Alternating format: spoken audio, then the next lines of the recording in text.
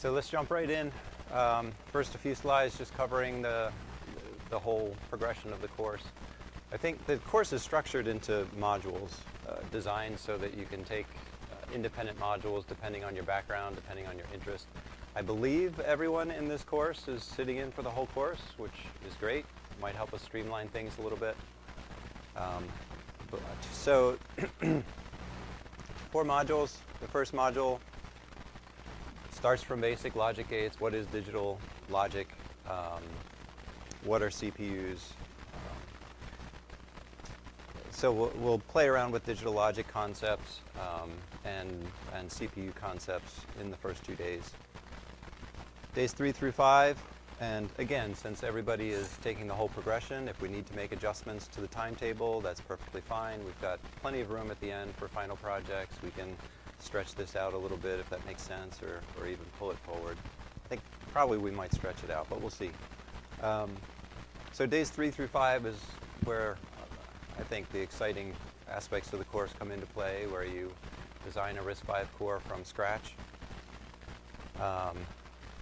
Day 6, we'll step back. So most of the content for this entire 2 weeks, or at least the first week, is all hands-on, short little lecture, labs, hands-on labs. Everybody's got their laptops with them, I hope. You'll be using them a lot. But day 6 is more lecture. So we'll talk about how all this fits into context. How does a design team operate? What are the different roles involved in the design team? And then days 7 through 10 is all about your final projects. So based on the skills that you've learned, you'll have time to apply those freely any way you want. It's a completely open-ended project, targeting tiny tapeout, which we'll talk about more, but that's a path to actually fabricating your designs in silicon.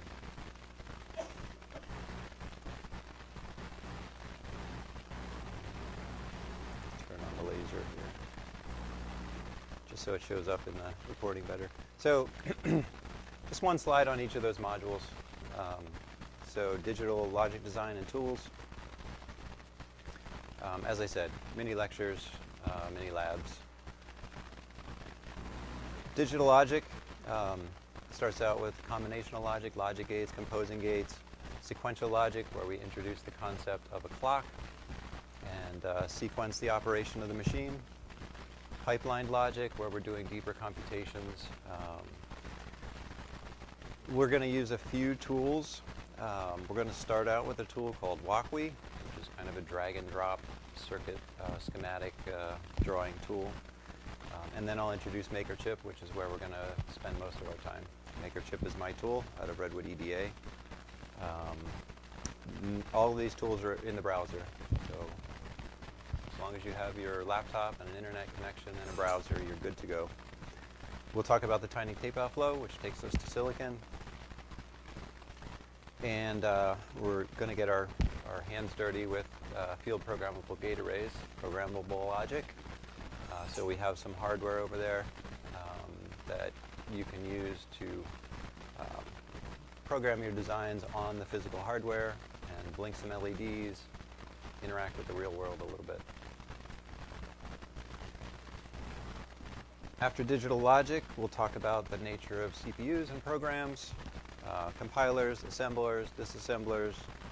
We'll talk about RISC-V and why that's gaining so much attention recently. And talk about its instruction set architecture, which defines the ecosystem for using RISC-V based programs. And we'll talk about the nature of hardware execution of instructions. So this programs and CPUs portion is going to give us a complete view from writing a high-level program down to how the hardware executes that program.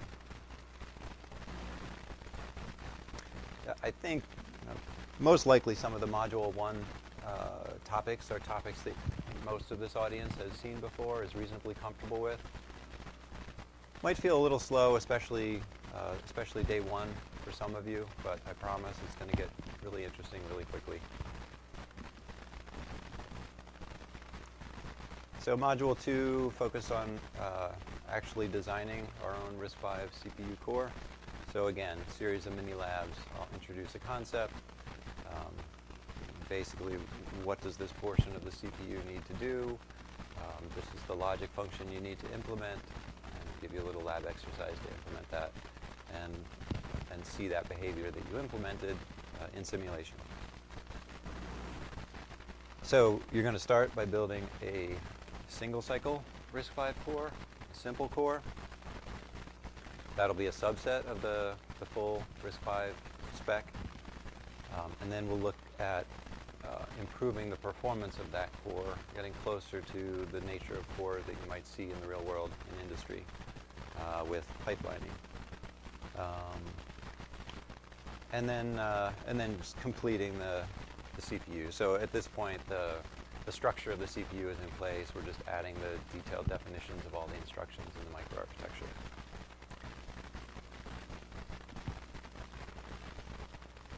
And then this is the lecture format portion where we're talking about tools, flows, methodology, the roles on a design team. So team roles, overview of design tools that are used in the industry, the nature of those tools, the flows and methodologies that have been successful in designing silicon. Different design languages. You're going to be using transaction level Verilog in this workshop. I'll talk a little bit about other options that are out there and the nature of the differences. And we'll look at the detailed tools that we're using and what they are, basically, in this workshop, using Tiny Tapeout. Tiny Tapeout gives you a push-button flow to go from your hardware description to tape-out, which is the process of sending your design off to be fabricated. Yeah? Okay, so I guess we're at the top of this list. So tools, flows, methodology, roles. Roles on a design team. I guess I did go through.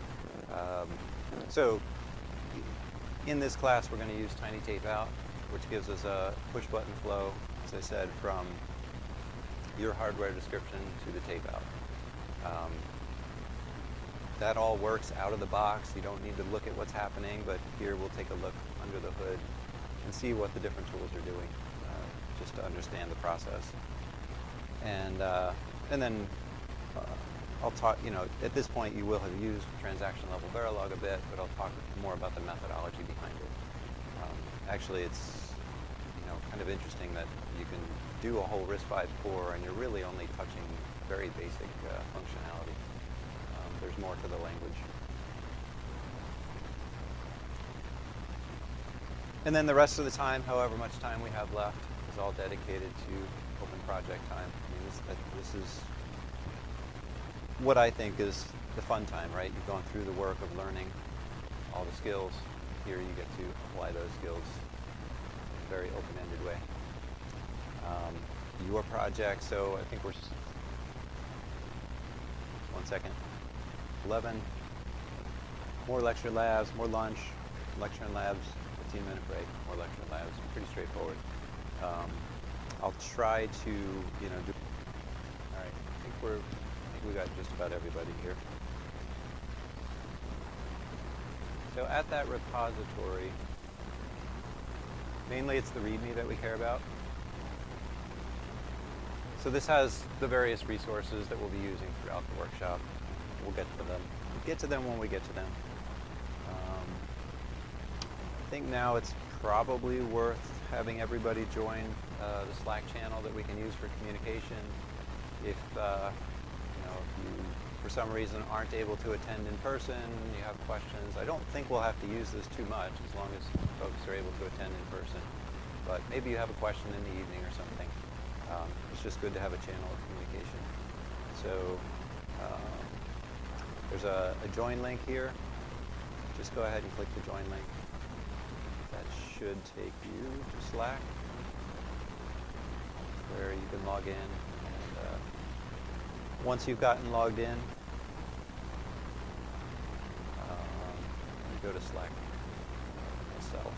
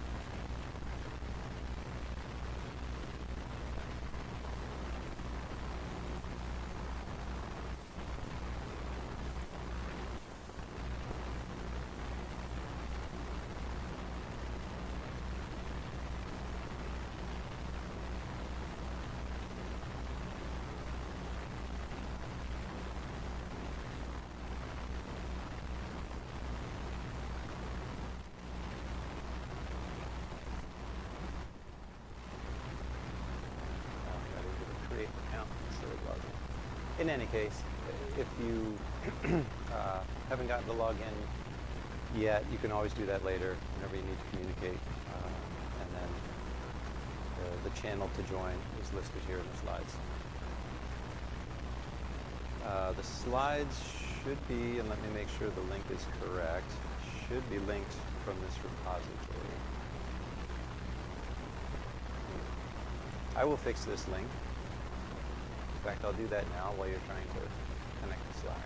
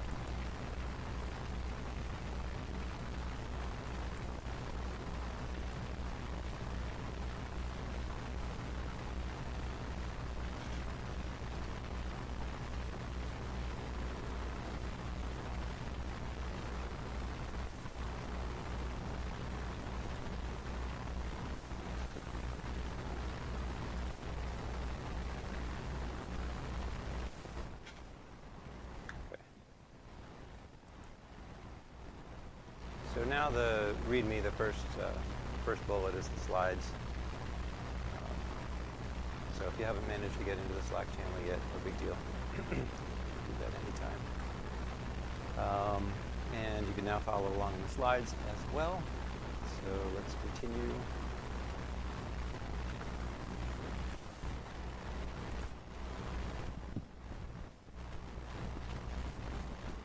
So again, starting very basic. I think most of this is old hat for you guys.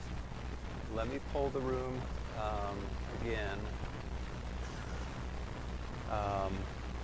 Let's see. So it seemed like just about everyone has Verilog before. You're obviously comfortable with digital logic.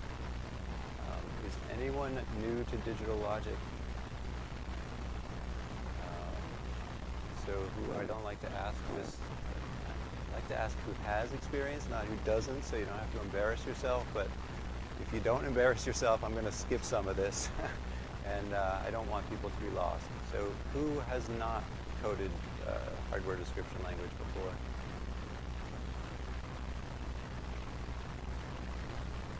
Okay. So I'm going to skip some of this. I'll just blast through it, I guess. So basically, we do as much work as possible in a digital space because digital is well-defined, precise, resilient, reproducible. The analog world is nuanced, imperfect, subject to noise, lossiness, right? So we interacting with the real world. The real world is analog. We try to get that analog data into a digital form as quickly as possible so that we can work with it in a more reliable way.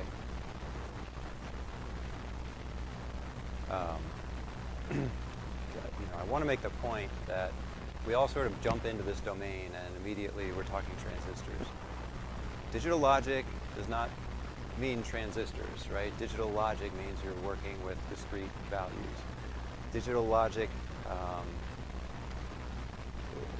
is also not necessarily binary logic, right? We immediately start talking ones and zeros. Digital doesn't mean binary, it means we're working with discrete values. Binary is when we're using ones and zeros as our compute, right?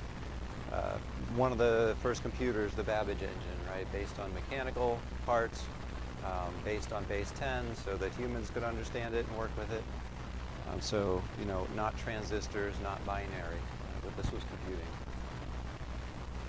Computing doesn't mean semiconductors and transistors, right? Digital logic doesn't mean semiconductors and transistors. It could be mechanics like the Babbage engine. It could be vacuum tubes, fluidics, optics, quantum properties, you know, DNA computing, etc. So, as an example, one of my college professors challenged the classroom to create an adding machine out of Legos. And I didn't think much of it at the time, but then I stumbled across someone who had an after-school program for like 5-year-olds. I don't know what age they were. And I said, hey, can I join your class and sit down with your 5-year-olds and play with Legos after school? And he said, sure. So I joined his class and I made this adding machine out of Legos. It was fun. And this is what you get on a grainy camera from the late 90s.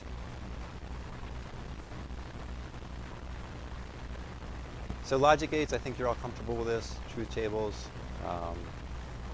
you know, simplest NOT gate. Input 0, output is 1. Input's 1, output is 0. AND function is going to be 1 only if both inputs are 1. And then inversions of AND or exclusive or, you put a bubble on the output, the symbol, and the output's the inverse. So if we compare the AND output to the NAND output, they're opposite each other. Exclusive or asserted at the output if one but not both inputs are asserted. I think everyone's probably comfortable with that. And this is just the concept of composing those basic building block logic gates, right? This circuit happens to be a full adder, doesn't really matter at this point, but bits come in, wires take the signals to gates, gates produce values and those propagate. Right, so we can throw values at the inputs and they'll propagate through and stabilize on output values.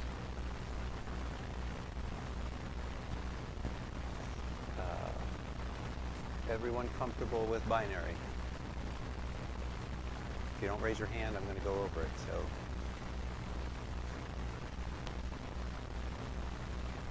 okay. Adding in binary, same as decimal, but you only have 2 digits to work with.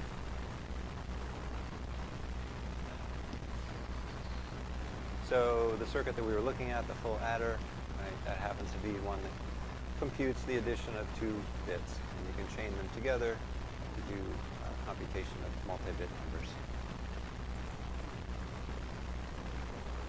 So the first tool that we're going to play around with online is called NAND Game. So go ahead to nandgame.com. I'm going to do the same myself.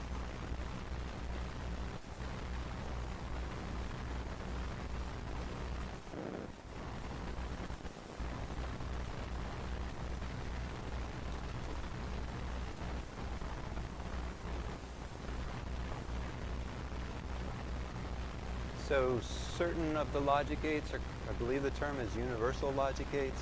Somebody can correct me if I'm wrong, okay. So a universal logic gate is one that can be composed to create any other logic gate. NAND happens to be one of them, and this game is an opportunity to kind of explore that. We'll first build an AND gate, and then use that AND gate, compose that AND gate to build other logic functions. So it's just kind of a warm-up exercise to get comfortable with the basic building blocks of digital logic.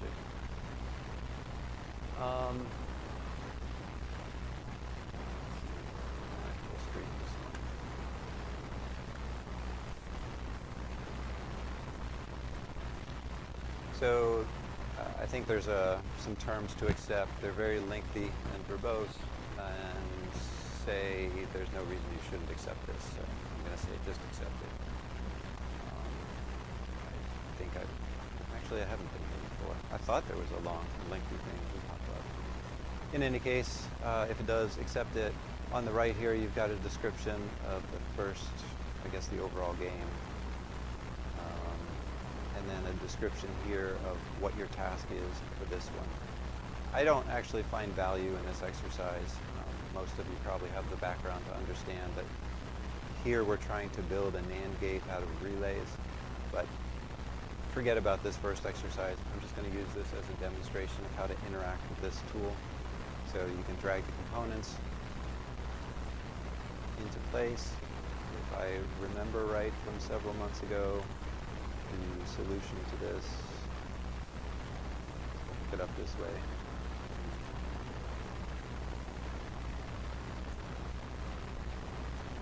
So click the destination of the signal, the little triangle, and drag it to where you want it hooked up.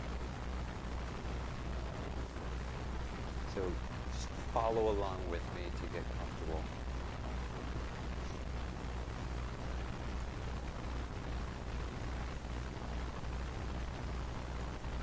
You can play around with the inputs here, so I can switch the inputs this way from 0 to 1, and you can see the effect that has on the output. Right? So you can play around with it, make sure it's behaving the way you expect it to. And when you think you're good to go, you can check solution. Looks like I remembered correctly.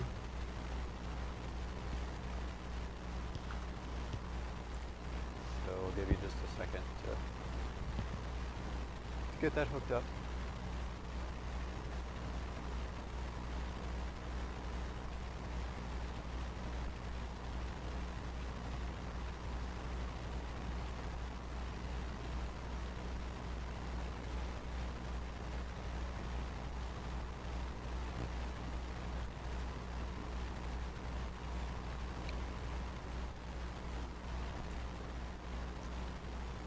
We get it, next level.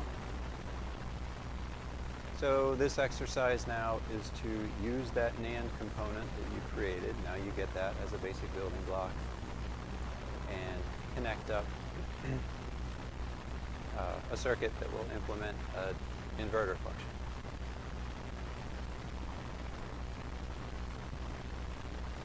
So basically, I'll give you 5 or 10 minutes to just play around with all these exercises, go through them at your own pace. They get progressively more and more interesting. It doesn't really matter how far you get. This will just be time-based. I'll give you so much time. You can always come back here and play around with the later exercises. They are fun. A lot of my mission is to make circuit design just more fun. This is not my site, but I think they did a really nice job of making it approachable and fun exercise, gamifying it, not making it scary like the industry tends to do.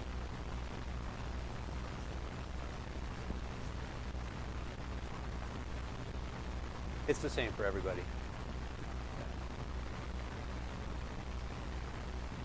I think these are all sort of canned exercises.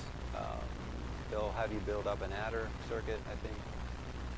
I don't remember how far they go. I think I gave up at some point.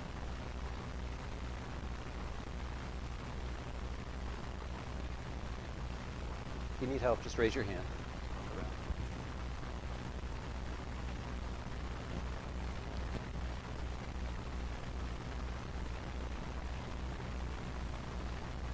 Let's talk a little bit about tiny tapeout, the nature of tiny tapeout. So this is not tiny tapeout specifically. This is chip ignite from eFabless. So eFabless offers this easy path to silicon. Right? So eFabless gives you this Caravelle harness, and your design goes into the empty box there. And then they give you a path to fabricating that silicon and mounting it so that you can play around with it.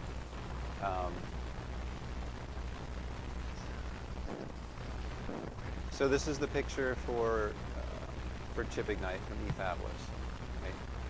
They give you this framework to work in. Right? Down here in Caravelle, this is a control processor to help bring up your hardware, whatever it may be.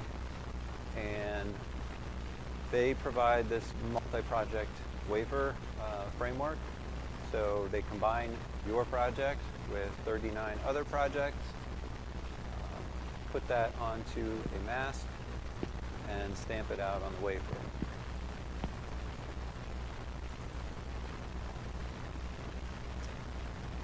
So the process of fabricating silicon, right, wafer lithography,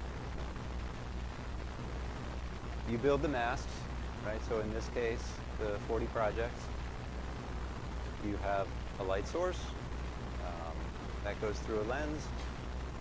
The light gets passed through this mask that you create, gets focused by another lens, and the light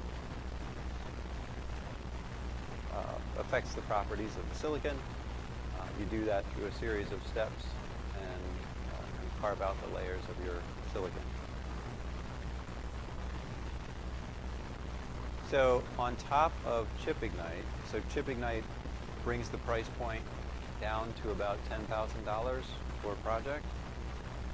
Independent of eFabless, another guy, Matt Ben primarily, looked at that and said, that's really cool, it's a neat concept, why don't we take that a step further? So let's take what eFabless provides and slice that up into 500 units and give you access to individual units. You can do a project that's just a single tile, or you can do a project that's multiple tiles.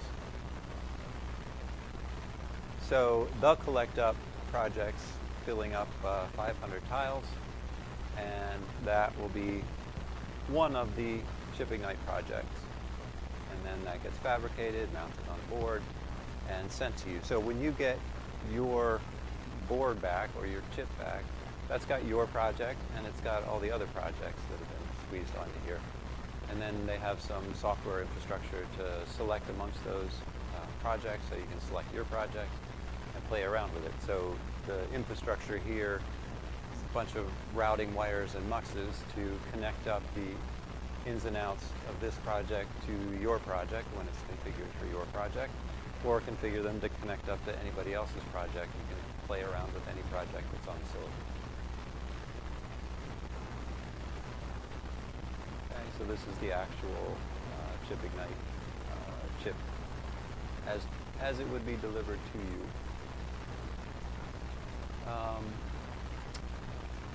So this is showing both ASIC flow on the left and field programmable gate array flow on the right. Anybody not familiar with FPGAs? Okay, a couple. And then the 6 or 7 of you that are afraid to raise your hand as well. So an ASIC is what's running in your laptops. An FPGA is programmable logic. So it's got a sea of logic sprinkled down. It's got an interconnect of routing that you can configure to connect those gates. So all the gates are there. My first internship was with Eastman Kodak. It doesn't exist anymore because they thought analog was the future. But the room that they sat me in to do my work had this big box in the corner, and once in a while it would start clicking and clacking. Right? It was doing the same thing an FPGA does, but physically. It had relays to configure the connections and whatever hardware components. So it was a lot more fun with all the clicking and clacking than an FPGA that's perfectly silent. But I'm sure that unit costs a lot more than the FPGAs, so you're stuck with the FPGAs. So either way, the process starts from your HDL code, which is describing the hardware description language, describing the circuit, the behavior that you want to implement. For an ASIC flow, that gets compiled into, generally we use cell-based design, so a bunch of standard cells with different logic functions all laid out.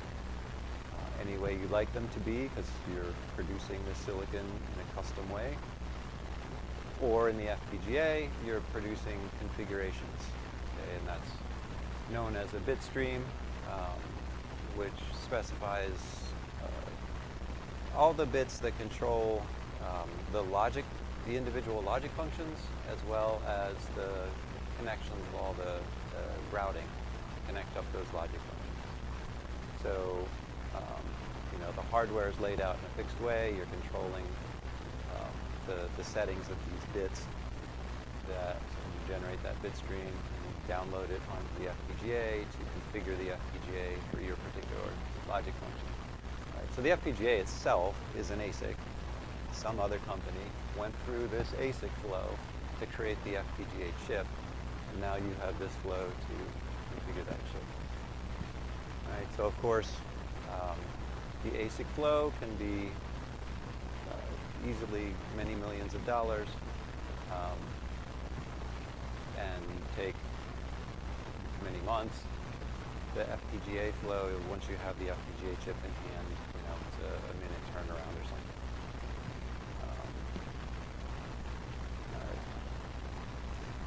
Of course, you're giving up something, right? You don't have the flexibility with the FPGA that you have with the ASIC to optimize the circuitry. So you might lose about 10% in area, 10% in power, 10% in, 10x in power. Sorry, not lose.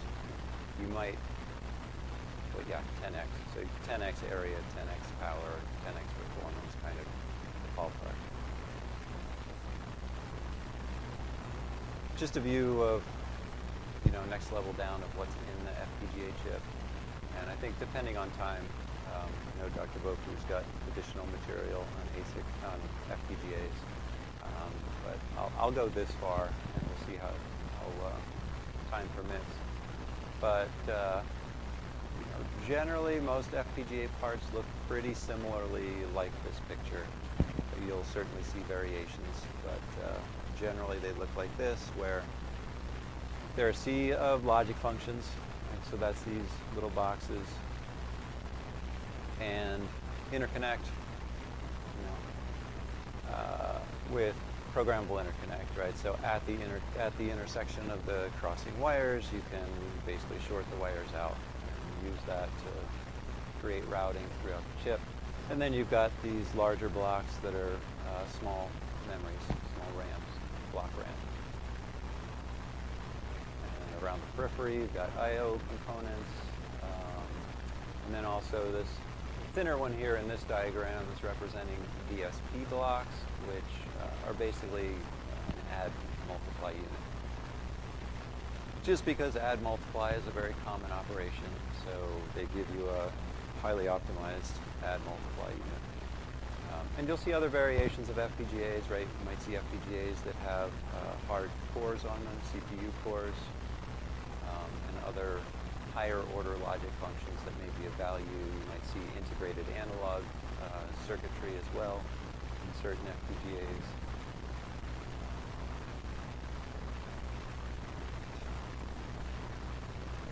In ASIC, you get to design everything yourself, at least on the grid. This is a picture from Tiny Tapeout. Okay, so I don't actually know the tool here. It's probably the tool itself that's representing this is probably used by Tiny Tapeout. I don't think they created it. Could be wrong. I don't know. But this is a representation of a Tiny Tapeout design. So we'll play around with this tool later, but you can see the high-level metals, lower-level metals, and logic underneath that.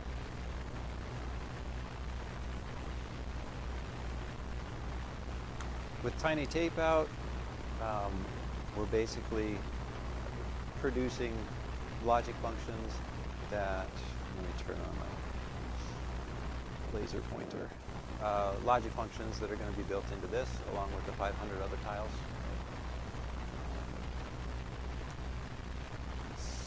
And in this class, I have a bunch of boards over here. Should be enough for each table to have their own board, which is FPGA based. All right. So the designs that you create to be taped out, manufactured, and turned into an ASIC. You can also run those same designs in an FPGA using this FPGA carrier board. Right? So the carrier board sits on top, and the tiny tape-out board is underneath. So other than being on FPGA versus ASIC and therefore running a little bit slower, you can do the same logic function. It works out quite nicely because the FPGA logic will be larger and take more area. But in the FPGA case, it's just your project that you're putting on the FPGA, right? Whereas in the ASIC case, you're squeezing your logic with a whole bunch of other projects. And so, generally, if your logic is going to work in the ASIC flow, it'll fit in the FPGA without any issue.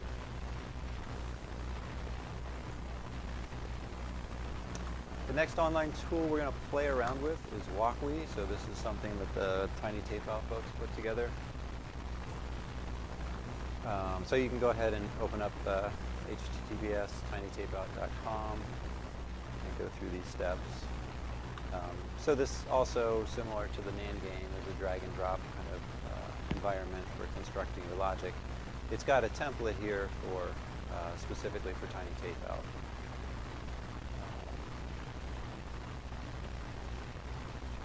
So I'll do this as well.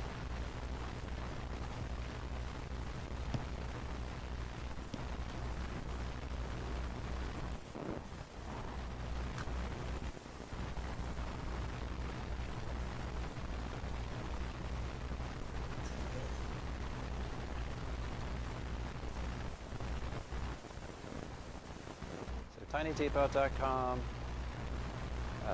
digital design guide here. Getting started with our design tools, the first link, and then scrolling down the Walkwe template.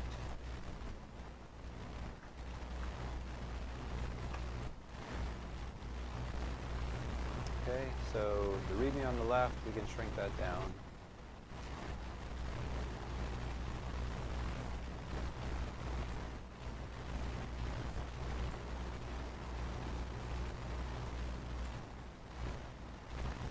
So you can use the mouse to drag and drop the screen. You can click on components here, drag them around. As you drag the component, release, it's going to connect up the wires. So what we have here, this block represents the inputs of our Tiny Tape-Out. Now kind of all over the place. The Tiny Tape-Out board has 8 input wires and 8 output wires. The boards that we have are an older generation Tiny Tape-Out board. They just have those 8 inputs and 8 outputs. The newer boards also have 8 bidirectional I/O pins. So those are the ones down here. So those of you who do get to tape out and get an ASIC back, that will support the bidirectionals, but the FPGA boards that we had to play around with just have the unidirectional 8 in, 8 out. Therefore, it's going to be easier for us to just work with the ins and outs. But if you really need the bidirectionals for some reason when you get your ASIC, even though we can't test them with the FPGA, you could potentially use those. Let's see, what else about this framework? So maybe I should take out one of the boards, or maybe any of them.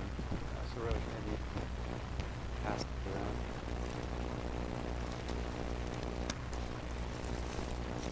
You're at the bottom, that's other stuff.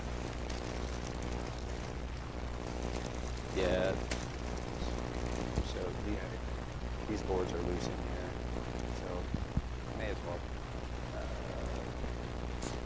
I don't know, did I just take out a couple and pass them around, I guess. We'll use them today, so. Yeah, maybe pass 2 or 3 around the class. I'll take them myself.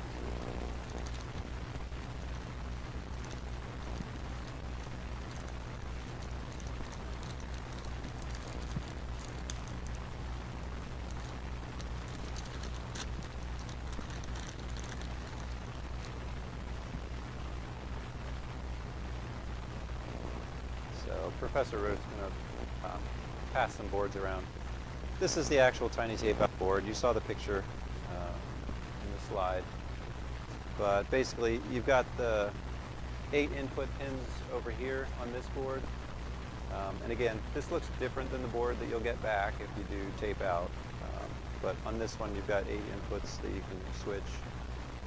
And the 8 outputs are connected up to the 7-segment display here. Okay. And you're seeing the 7-segment display represented in Walkly.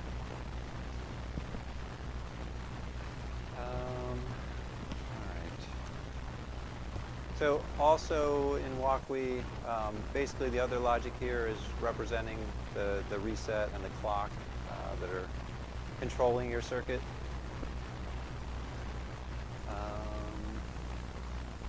So we're sort of in design mode, right, where you can interact with the components and move them around. So in this mode, I can hit the plus and find components from this long library of components and add them to my circuit. So I could drop an LED over here.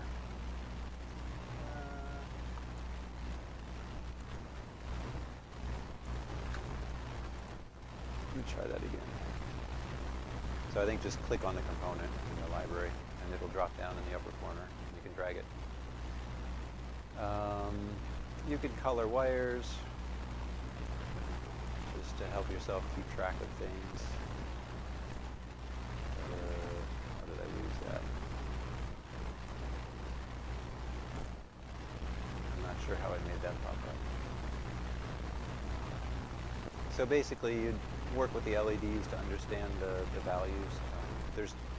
The only way to see values on the wires is to actually connect them up to an LED. So for example, and I forget which way is which, so I might get this wrong.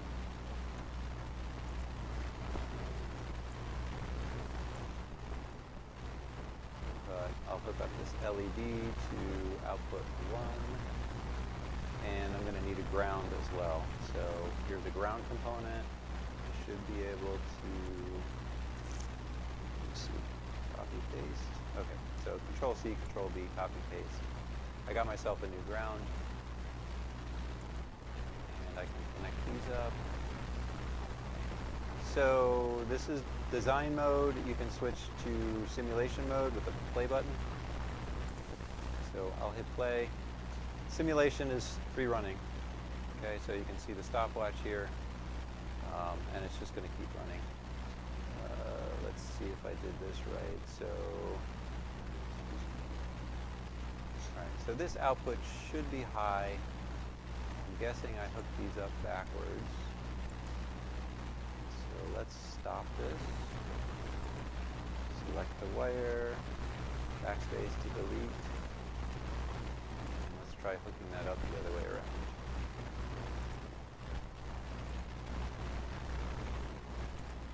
Okay, so now you can see the LED is lit up because this output 1 value is 1.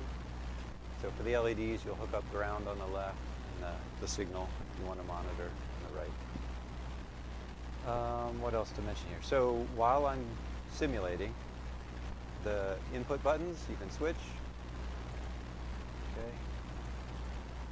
The LED segments are hooked up to the outputs. You can see here, since you have physical wires with the hookup, what's hooked up to what.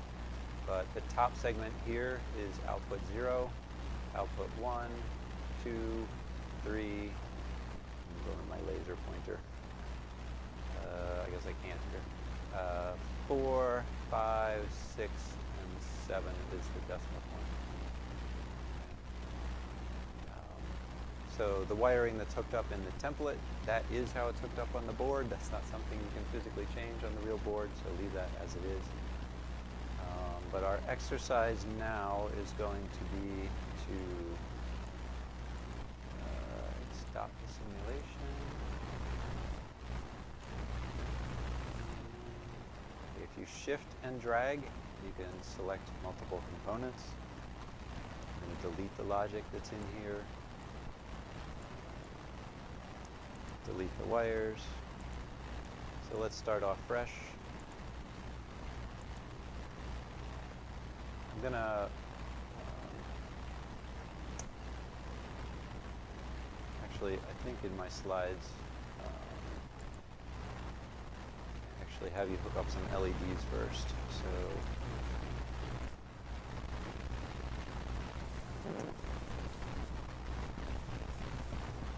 okay, so this we went over. So the first thing I'll have you do is just hook up some LEDs on the output. And I guess we do get into tiny tape-out now. I was thinking that came later. So maybe you could pass out boards to everybody. I think they're going to need them.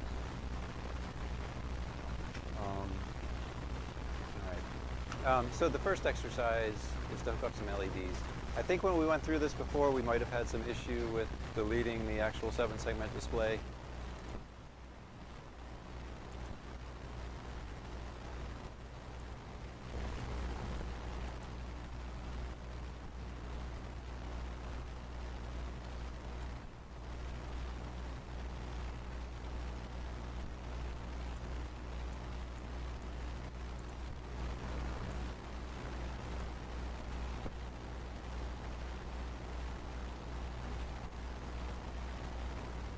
Looks like I'm having similar problems to other students.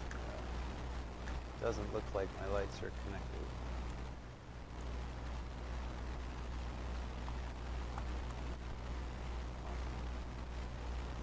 Oh, okay. I see my problem. I don't know if this was your problem as well.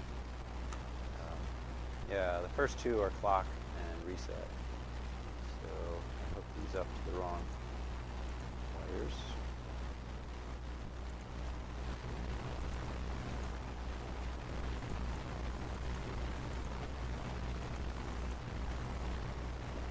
This is 0 to 0.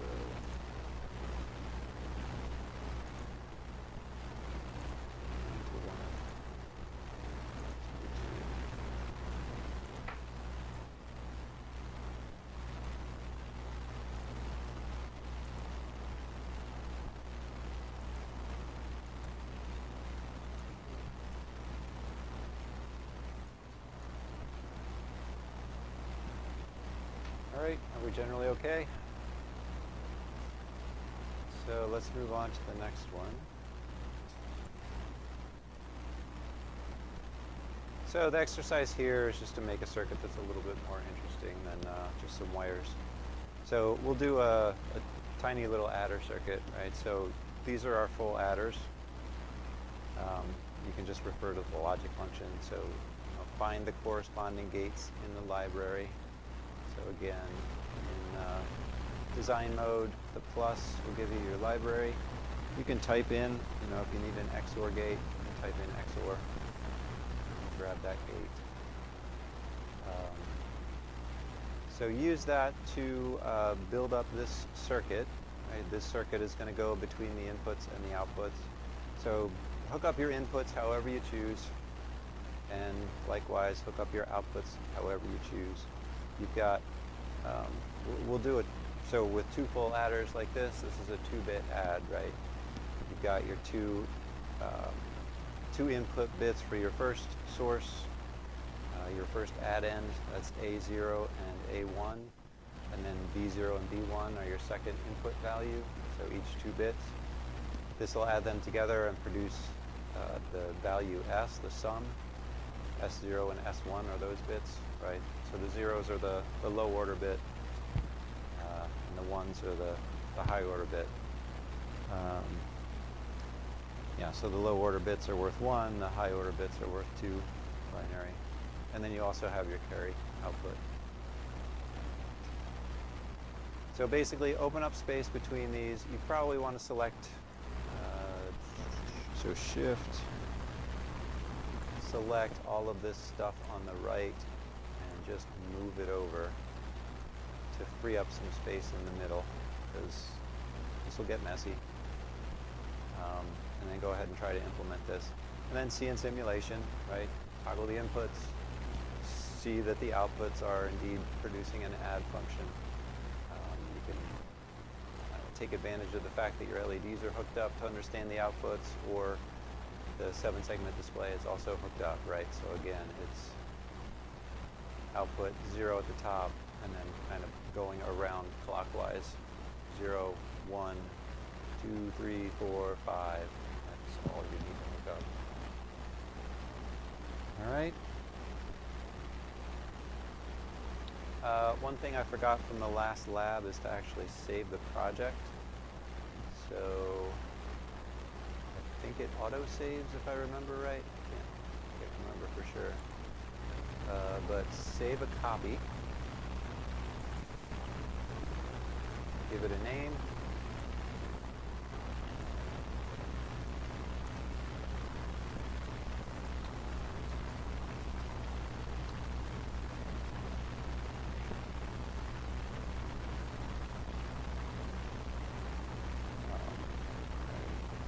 Make it public. I don't know if all this works if it's unlisted. I think it should, but just make it public. Save. Project saving failed. Okay, I'm not signed in. Okay, sign in.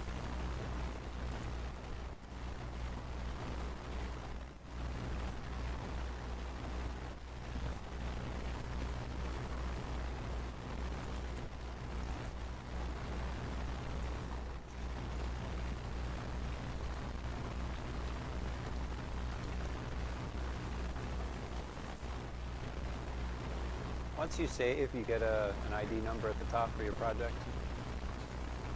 and you can return to that URL. You should also, I forget how to do this, be able to see your projects. Here it is, my projects.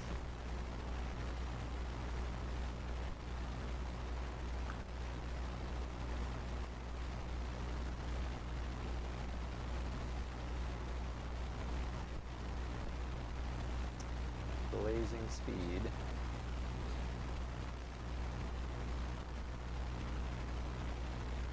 Okay, so I don't know why these aren't loading, but I don't have the patience to wait any longer, so I should be able to click on my Geon project, load it back in. Okay, so again, I think it auto-saves, but I'm not entirely I might be wrong about that.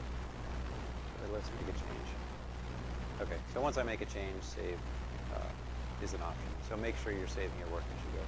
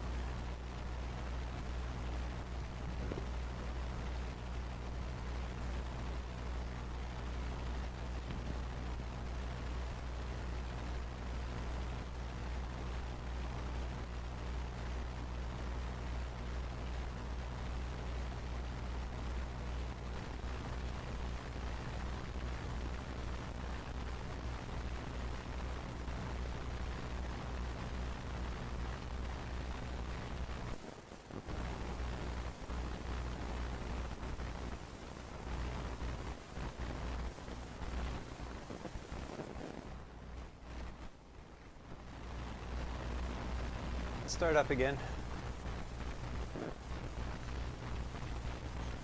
Everybody good with your designs? Working in simulation? Any problems? Okay, so the next step is to actually take the designs that you created and get them onto the FPGA demo board.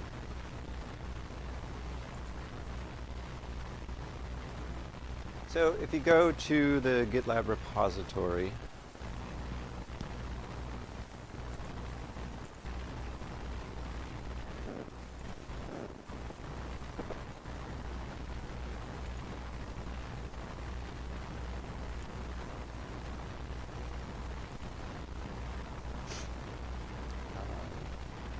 there's a link here for instructions for programming your FPGA and take out your ASIC.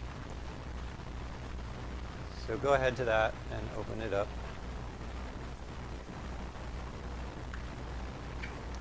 And actually, unlike what I just did, it would be a good idea to control click that to open it in a new tab, because we're going to need to refer to the repository again.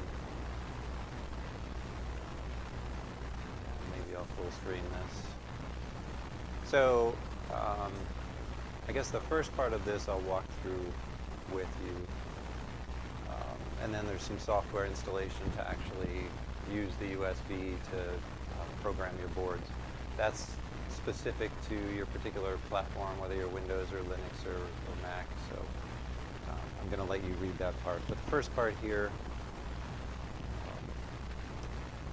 if you bear with me, struggling through these steps, is to set up your Git repositories. So who does not have a GitHub account currently? Okay, so most of you do, but not everyone. You'll need one. So go to github.com, and it's going to look different for me since I do have an account. And I'm logged into that account. But it will present you with create an account instructions, just like anywhere. GitHub does require two-factor authentication now. So the setup for it is a little bit more tedious, but I'll give you some time to just work through that. Others who have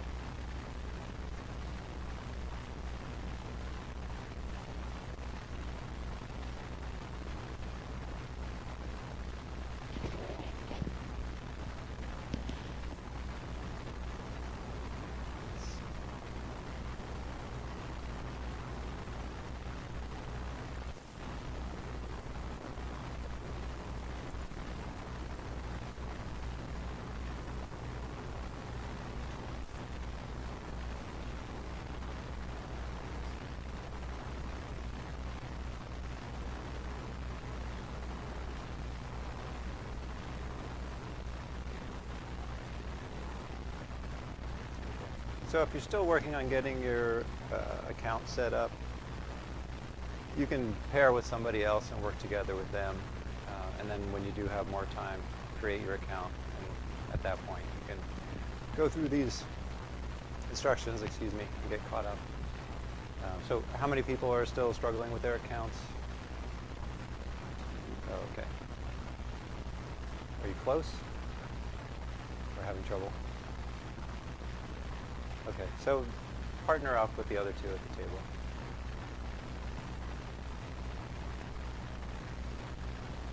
Okay, so the next step here, there's 3 repositories that we're going to use throughout the course. And we'll set up all 3 now. It's the same steps for each one. So with the instructions opened up, just click. So click on the first one.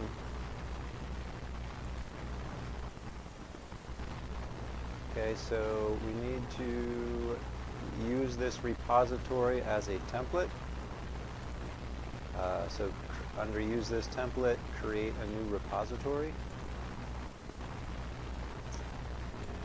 And do these side by side. So creating a new repository from this template, you'll give it a repository name.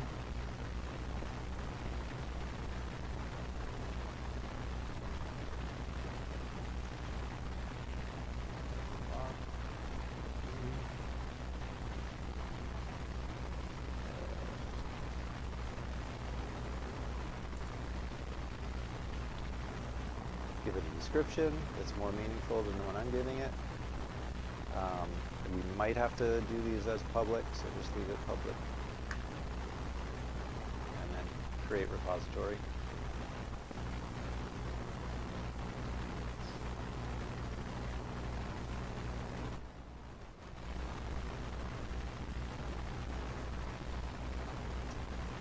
So these instructions shouldn't actually say fork. Technically, it's not a fork. But create a new repository, we just did. So you may or may not be prompted. I don't think you will be, but if you are, we want to enable workflows. And just to make sure that things are set up right, go to the actions. And you should see that we've got these 3 builds actively running, these 3 workflows.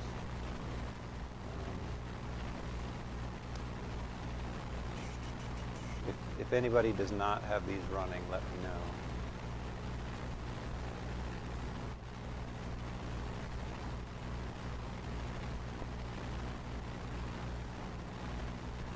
All good? Yeah, that might be expected.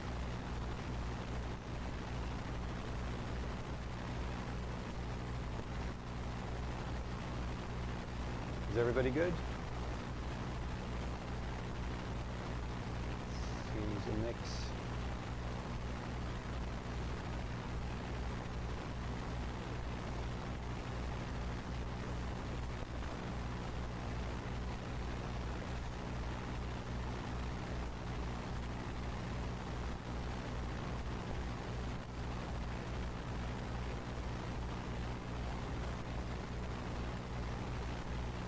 Okay.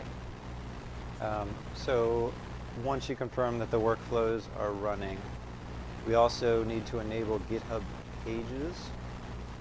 And those steps are here. Go to Settings. Settings. Select Pages here. And change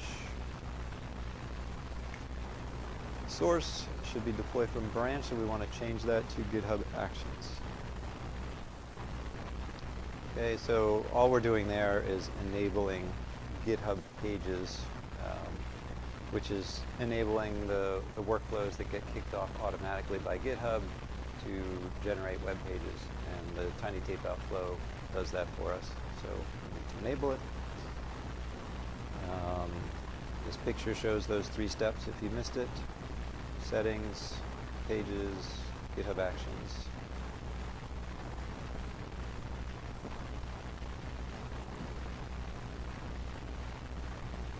Okay, and after you've got that repository set up, there are 2 more repositories to do the same steps.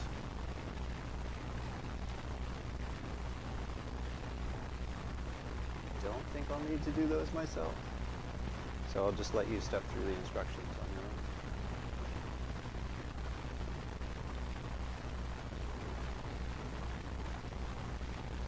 Well, maybe I'll go through and do it.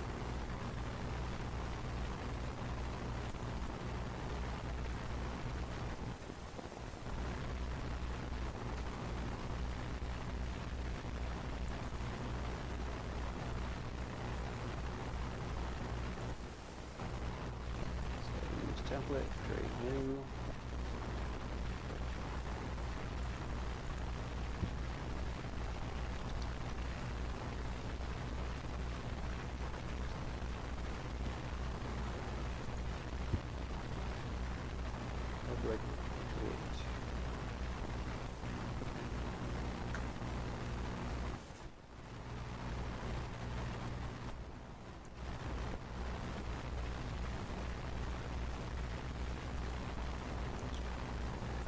Actions, running.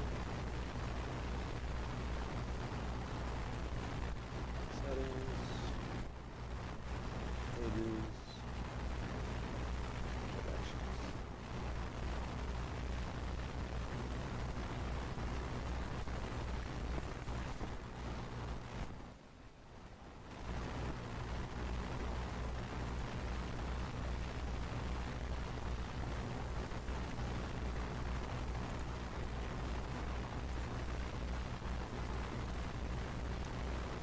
So I think this 3rd repository, you know what?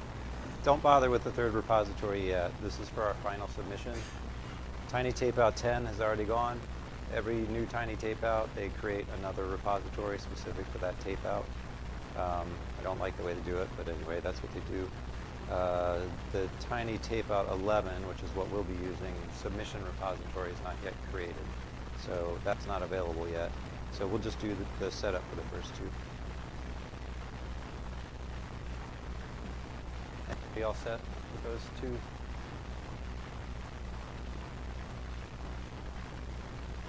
so I'll just give you a couple minutes to go through the steps.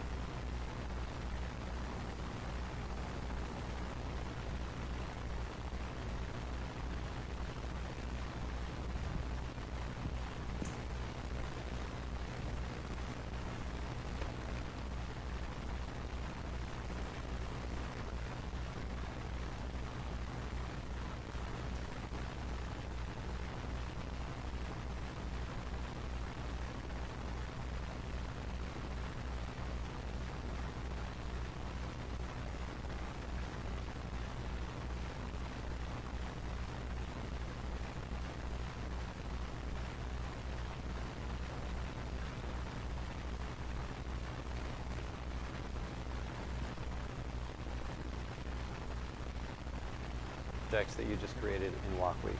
Okay. So the steps for doing that are here. We want to update the repository that you just created a copy of to contain that ID. So let's see, for me,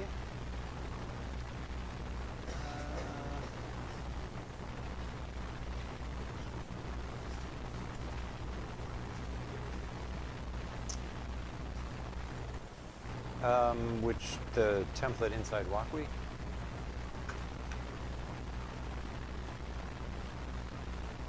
They're wondering about the repository and what that does.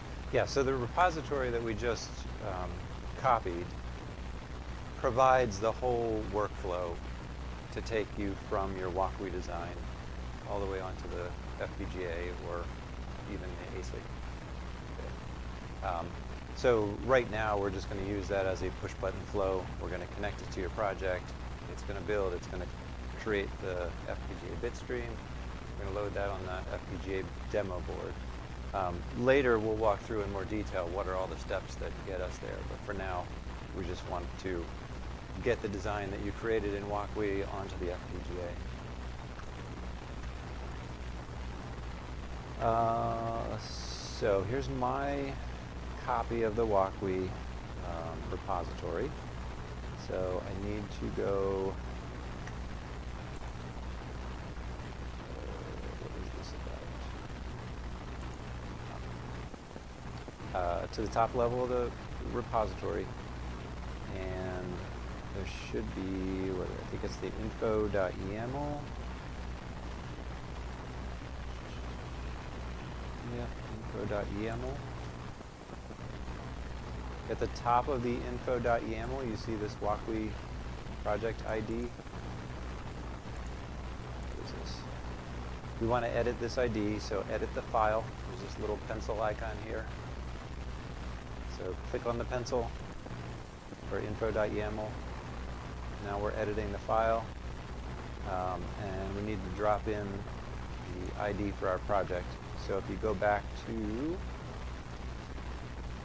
where is my Walkwe project? Here, right? Make sure your project is saved. So make sure the save is gray, indicating that there's nothing to save. And then copy your project ID.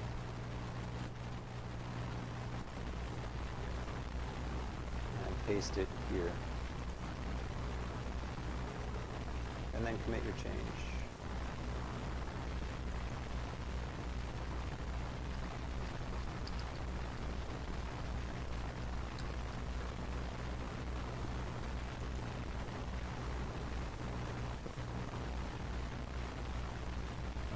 So everybody can do that step. Once you do that, take a look under Actions. So every time you commit a change to your GitHub repository, that's going to kick off the workflow again, the actions. And they're going to run 3 different workflows. And we'll take a look at what those are doing in a minute. But just want to give you time to all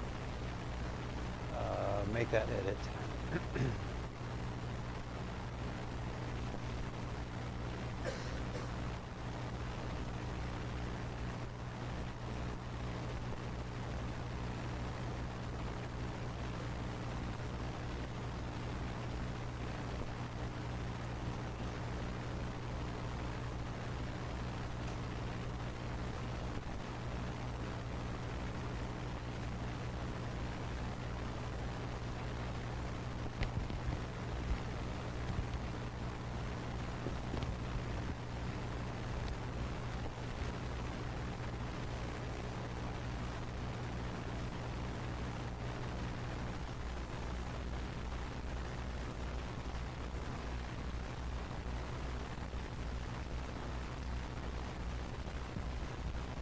So I know at least one student, the the DFU utils install using option B.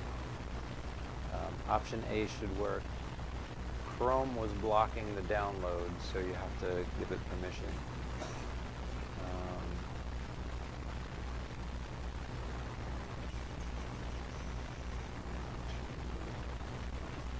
So Srinivas, what were students stuck on?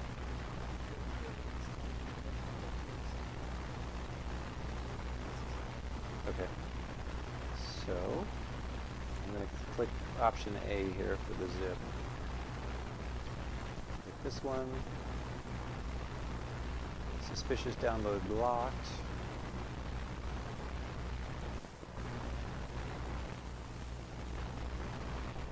Okay.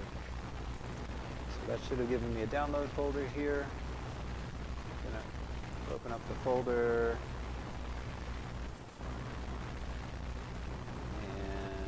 Extract all.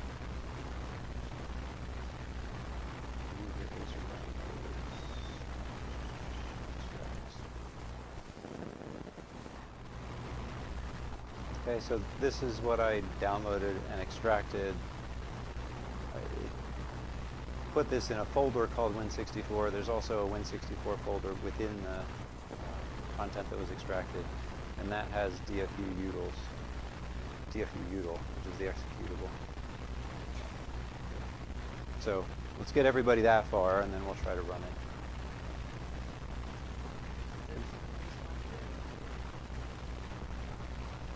Yeah, so let me make sure everybody gets this. Who's got DFU util successfully downloaded, accessible?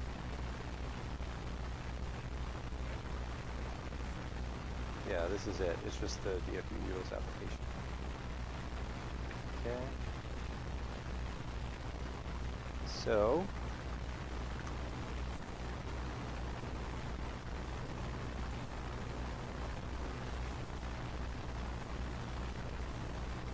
the next step is to program the FPGA using DFU util. Again, the instructions are particular to your, well, okay, less specific to your platform, I guess. So where do I describe that? Okay. So to actually do the download,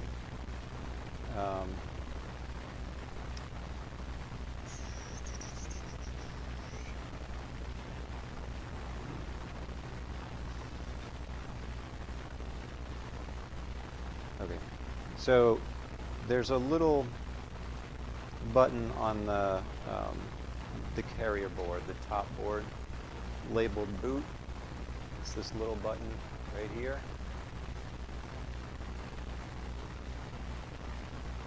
You need to hold that button down when you plug in your USB cable. There are two USB-C connections here. There's one on the main board and there's one on the carrier board. We're just interacting with the carrier board that has the FPGA on it. So you want to hold down boot. If your USB cable plugged into your PC, plug in to the USB-C connector here, and after it's plugged in, release the boot button. Okay, so that puts the FPGA board in this DFU mode that's ready for a download.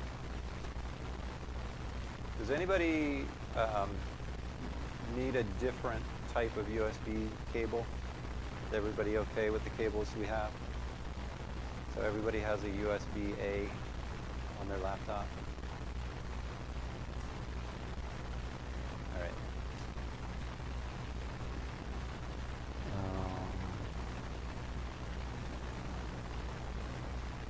Okay, so once you've got that, you've got your FPGA board in DFU mode.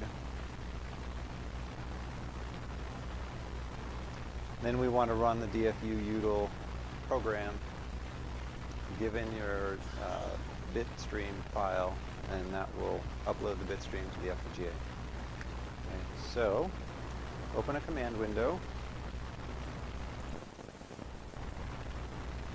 or a terminal.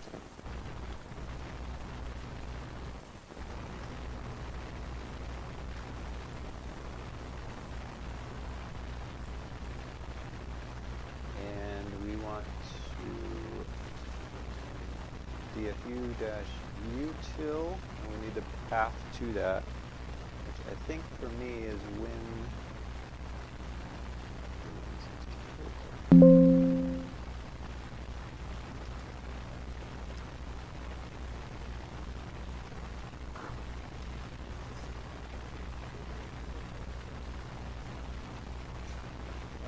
Yeah, you're right, I could do that.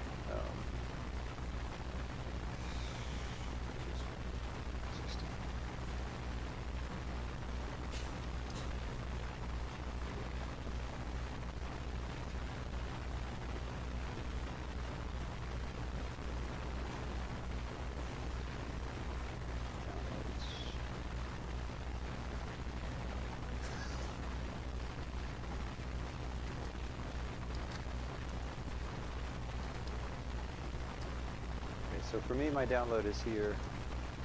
This should have DFU-util exe. So I'll do DFU-util. And first thing we want to do is -L. That's going to tell us the devices that we have. I didn't actually plug in here. So can you grab me one of the cables?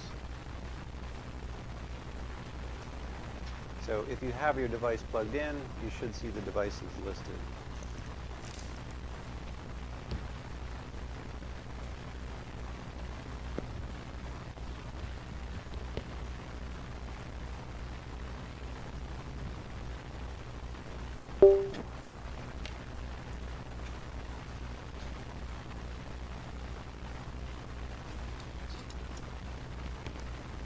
So again, I'm going to put my board in DFU-util mode, press the boot button, plug in the USB-C release.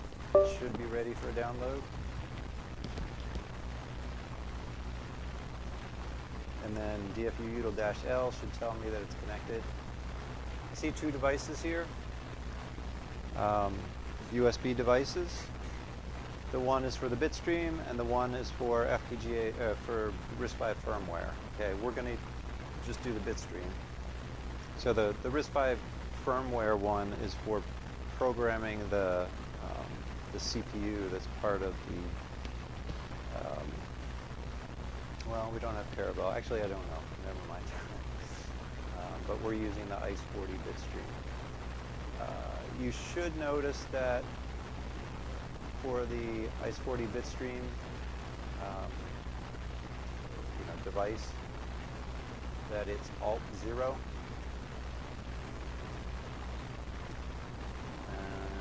And the next, so this just confirms that we're actually connected. The command to actually do the download is this one. So DFU-util-R-A. This is the alt number for the device, which for us is 0. Again, because of this Alt-0 here. -D for download, I believe, and then the path to the bitstream.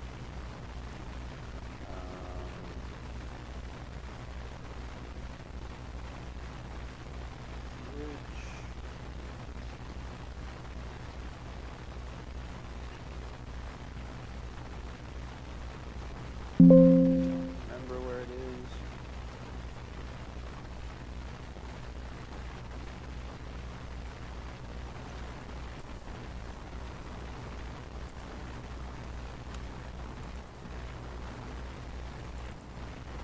Bitstream won't begin.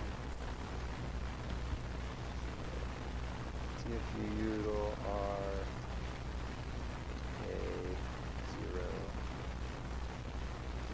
-D.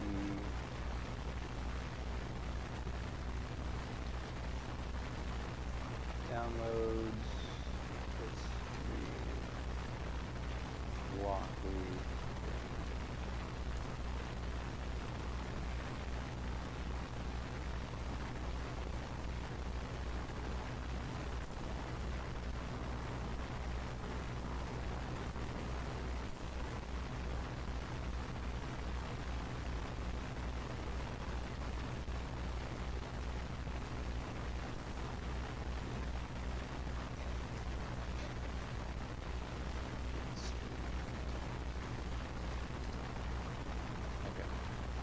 So once you get all the paths correct for that command, looks like my download succeeded. I got a pop-up saying the device is not recognized. It happens. I'm not too worried about it. I don't know why, but so I think my device is programmed correctly. It seems to be behaving correctly. If you had any trouble, let me know.